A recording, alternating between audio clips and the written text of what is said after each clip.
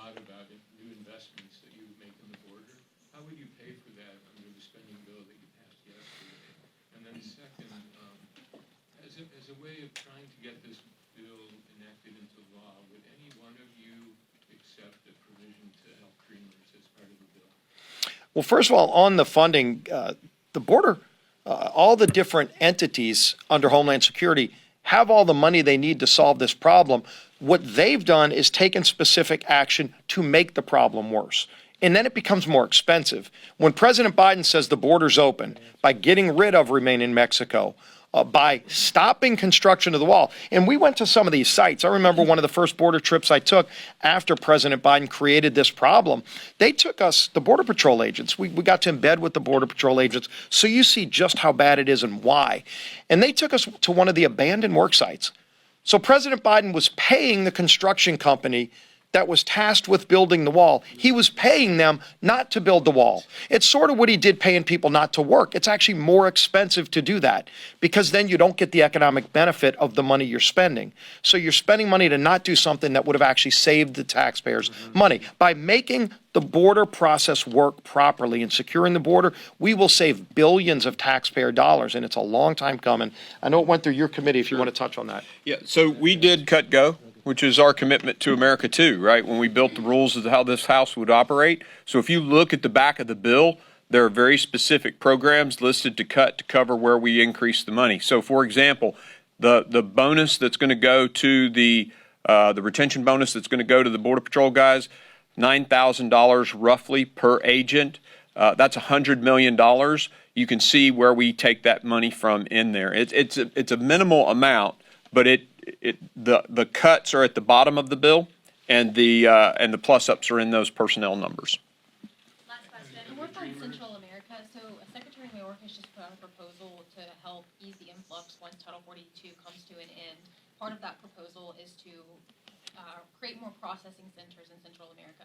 Do you think that would in any way reduce the volume of migrants coming to the U.S. border? What President Biden and Secretary Mayorkas are doing are doubling down on the failed policies that created this problem rather than working with us to solve the problem. Again, we have the most generous immigration system in the world. America lets in over 1 million people a year legally into our country. It's part of the American dream story that we all tell. So many of us are families of immigrants. And there is a legal process to come here.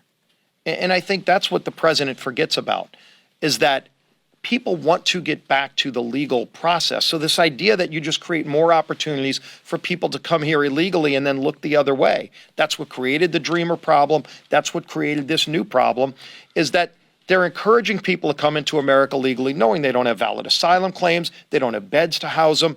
There's no mechanism when they send them to other states to take care of those folks. They don't care about those people. They're just bringing them here for some political agenda, and then they don't care what happens to them after, but they have no plan for them. What we're saying is let's get back to the legal system that should be working for everybody. Everybody should know what the rules are to come to America, just like any other country. Other countries have limits on how many people come into their nations, and their numbers are a lot lower than ours. Name a nation that's close to us. Over 1 million people a year we let in legally every year. The more you incentivize people, the bigger the wave will be.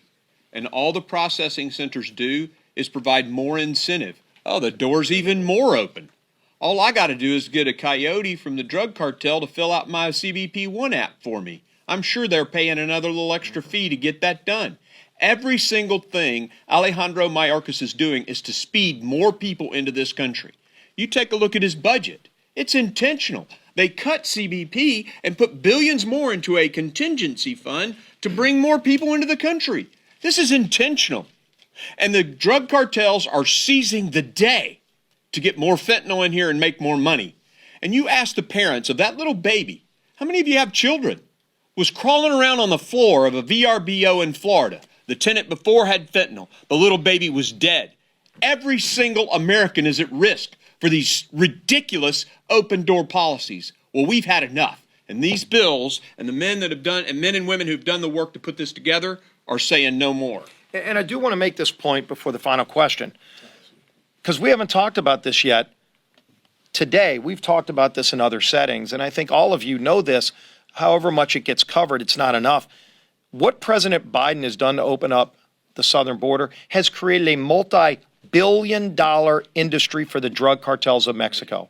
President Biden is providing billions of dollars to the drug cartels in Mexico, who now have operational control over our southern border. Every American ought to be outraged about that. And by the way, most are. And not only are they getting a multi-billion-dollar windfall, the drug cartels, what they're doing to these young kids. We've seen it, the rapes, the human trafficking. Not only the deaths, 300 deaths a day should be enough, but all of the other things that they're doing to these young kids they're bringing across as they're making billions of dollars off of the trafficking is disgusting. Joe Biden ought to be disgusted about it. The thing is, Joe Biden can do something about it. He created this problem. He needs to work with us to solve this problem. Last question. I was wondering, I know a number of members of the GOP conference believe that Mr.